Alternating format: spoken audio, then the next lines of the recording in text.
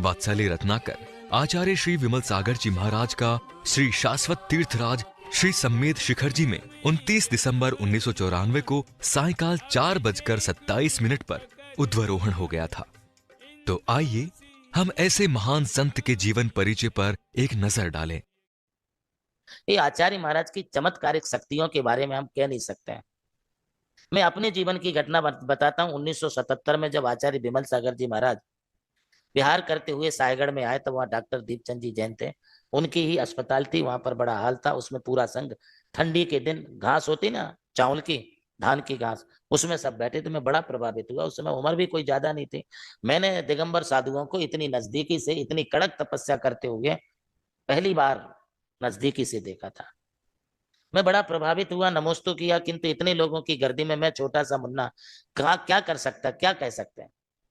महाराज का कुछ दिनों के बाद वहां से बिहार होके पपोरा जी चले गए। मैं पपोरा जी पहुंच गया। हमारे पास उस समय कुछ नहीं था, 5 रुपए था। अब 5 रुपए में आना जाना भी करना था। तो योगायोग से बात ये हुई कि टीकमगढ़ की बस में बैठ गए। गाड़ी वाले ने, बस वाले ने टिकट नहीं मांगी, न जाते समय न आते समय। हमारे दर्शन भी हो गए। वहां पहुंचने पर एक कापी में हमने लिख करके रख दिया कि महाराज श्री नमोस्तु, मैं अपने जीवन में कुछ कर पाऊंगा, बन पाऊंगा या नहीं।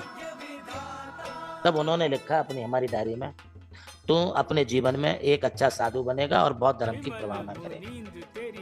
मैं आश्चर्य में पड़ गया, ये कैसे संभव हो सकता है हमारे लिए।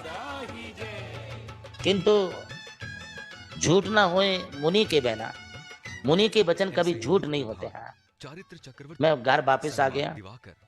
निमित्त बनते गए, वैराग्य की भावना प्रबल होती गई और आगे चल के अन्य आचार्य संघों के भी दर्शन हुए। किंतु हमारे भाग्य से मुझे उस समय गणधर आचार्य कुंतु सागर जी महाराज के दर्शन, उनकी सेवा और उनके सानिध्य में रहने का लगातार मौका मिल गया। उससे हमारा वैराग्य का अंकुर और भी अधिक प्रस्फुटित होता गया।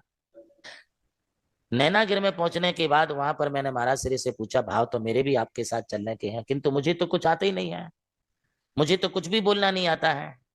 गुरुदेव कुंतु सागर जी महाराज से जब मैंने ये बोला तो बोले, बेटा कोई जन्म से थोड़ी सीख के आता है, सब आने लगेगा। और तू आज बोल रहा कि मुझे कुछ नहीं आता है, बोलना नहीं आता है, तो इतना बोलेगा कि दुनिया का मुंह बंद कर देगा। और बात सत्य हुई। झूठ ना होए मुनि के बहना,